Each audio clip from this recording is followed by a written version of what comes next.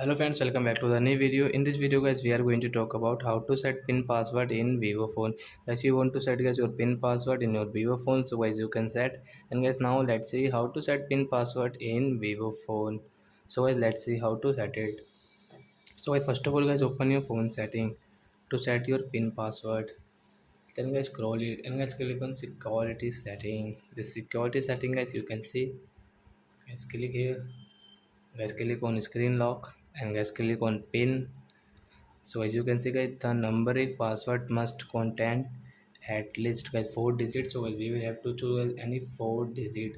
So as example for guys, I am telling you guys this 3690. And guys next, and guys be careful here guys, 3690.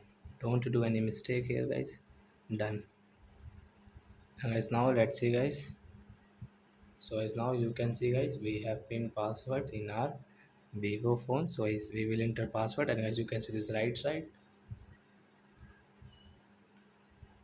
I hope friends you have understood how to set pin password in Vivo phone. So that's it guys, thanks for watching my video. Now we will meet on next video with new topic.